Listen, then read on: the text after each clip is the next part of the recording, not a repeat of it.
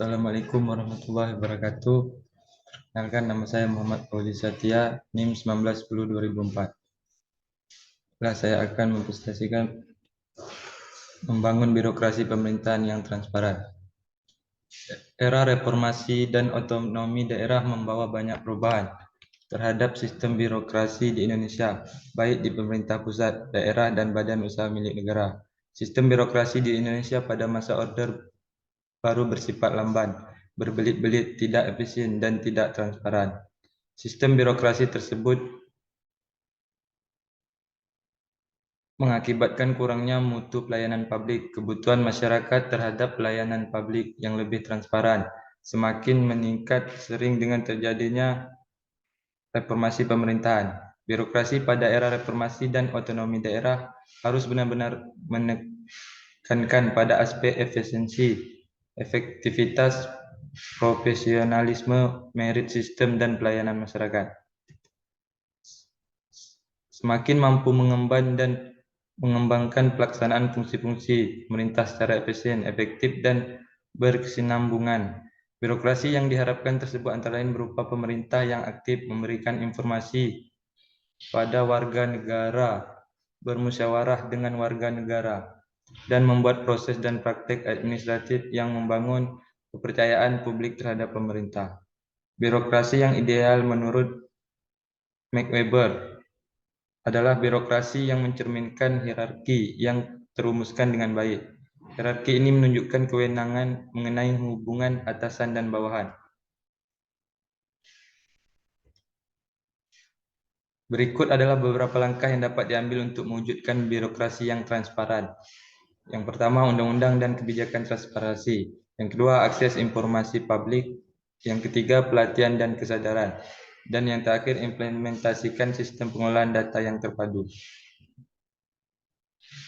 Pendapat ahli tentang birokrasi transparan. Menurut Max Weber, transparansi dapat dicapai dengan menerapkan prinsip-prinsip birokrasi yang meliputi aturan hukum yang jelas, pembagian tugas yang jelas, hierarki yang jelas, dan keterbukaan terhadap pengawasan dan pertanggungjawaban. Yang kedua, menurut Christopher Hood, dia menyoroti pentingnya menerapkan kebijakan informasi publik, partisipasi masyarakat, dan akuntabilitas pemerintah dalam membangun birokrasi yang lebih transparan.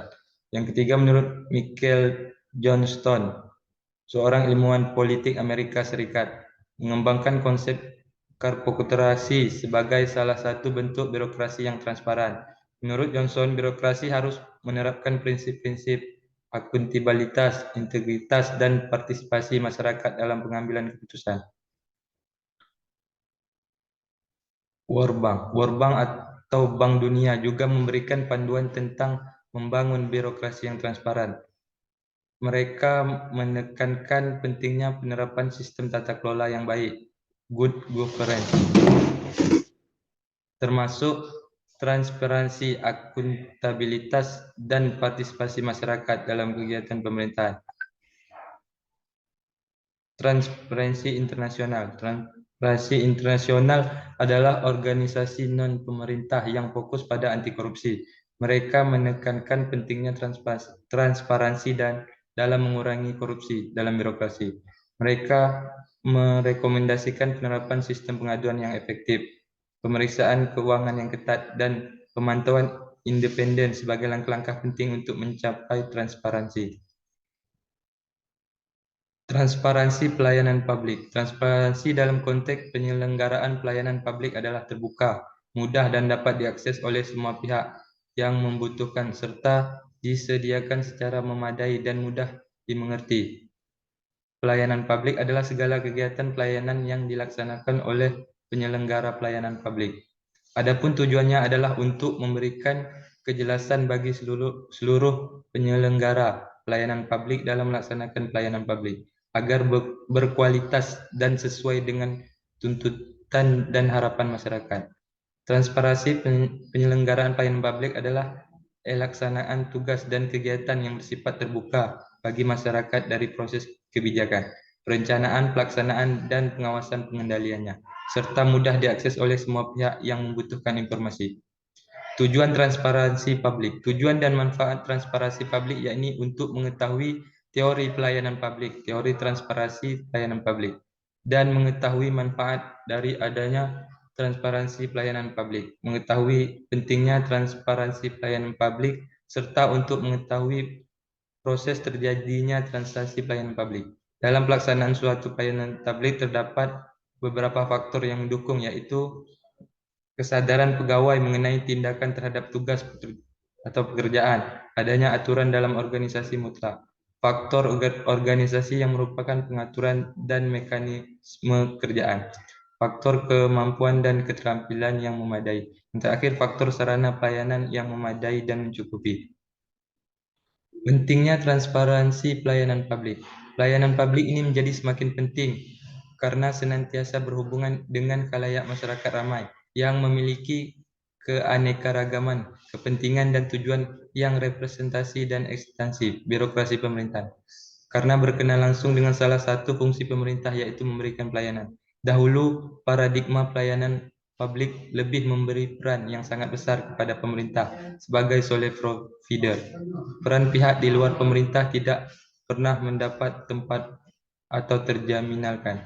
Transparansi merupakan konsep yang sangat penting dan menjadi semakin penting seiring dengan semakin kuatnya keinginan untuk terus mengembangkan praktik good governance yang mensyaratkan adanya ruang khusus transparansi dalam seluruh proses penyelenggara kepemerintahan dan pelayanan kemasyarakatan.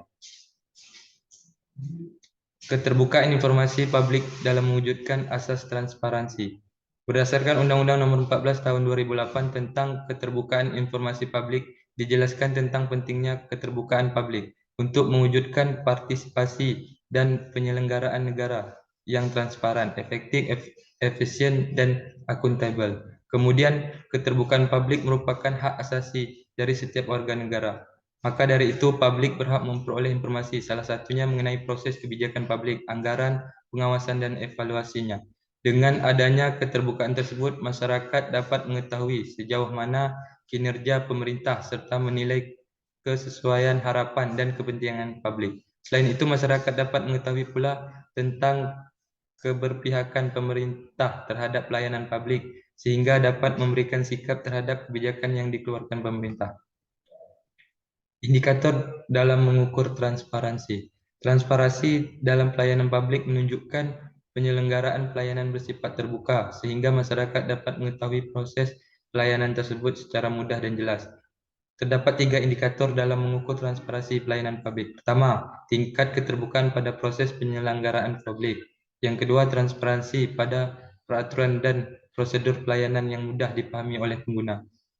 Dan yang terakhir, transparansi pelayanan melalui kemudahan dalam memperoleh informasi tentang sebagai aspek penyelenggaraan pelayanan publik. Selanjutnya, transparansi dan partisipasi. Ada satu asas lagi yang saling berkaitan dengan transparansi atau dapat dipahami sebagai implikasi positif dari transparansi, yaitu partisipasi. Pada era modern ini, masyarakat memiliki kebebasan dalam bertindak dan bernegara dengan keterbukaan informasi publik melalui berbagai kanal. Positifnya adalah masyarakat saat ini dapat aktif dan kritis dalam mengawasi perilaku pemerintah yang diwujudkan secara halus dalam dialog publik manapun demonstrasi. Meskipun tidak serta merta partisipasi harus dilakukan secara anarkis, masyarakat perlu memahami pula tentang sikap apa yang boleh dan tidak boleh dilakukan dalam melakukan pengawasan pada pelayanan publik. Selanjutnya, strategi dalam mewujudkan transparansi dan partisipasi dalam pelayanan publik. Beberapa strategi agar transparansi dan partisipasi dalam pelayanan publik dapat berjalan beriringan antara lain. Pertama, mengidentifikasi peran masyarakat. Aspek ini menjadi penting dalam mewujudkan transparansi sebagai stimulus dalam mendorong partisipasi publik.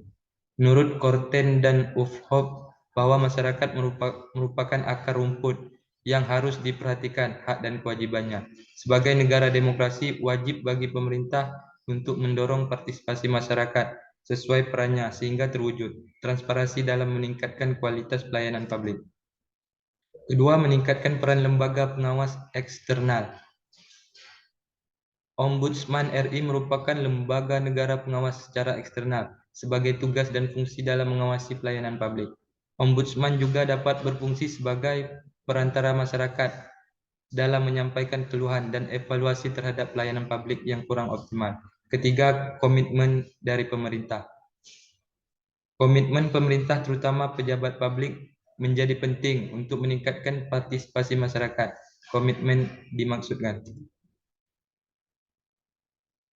Kesimpulannya, transparansi adalah memberikan informasi keuangan yang terbuka dan jujur kepada masyarakat berdasarkan pertimbangan bahwa masyarakat memiliki hak untuk mengetahui secara terbuka dan menyeluruh atas pertanggungjawaban pemerintah dalam pengelolaan sumber daya yang dipercaya dan ketaatannya pada peraturan perundang-undangan.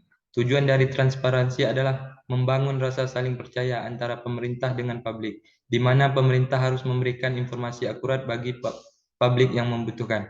Sedangkan tujuan transparansi yang dapat dirasakan oleh stakeholder dan lembaga adalah mencegah sedini mungkin terjadinya penyimpangan melalui kesadaran masyarakat dengan adanya kontrol sosial dan menghindari kesalahan komunikasi dan perbedaan persepsi. Dari tujuan tersebut, maka dapat disimpulkan bahwa tujuan transparansi dapat minimalisir penyimpangan-penyimpangan penggunaan dana.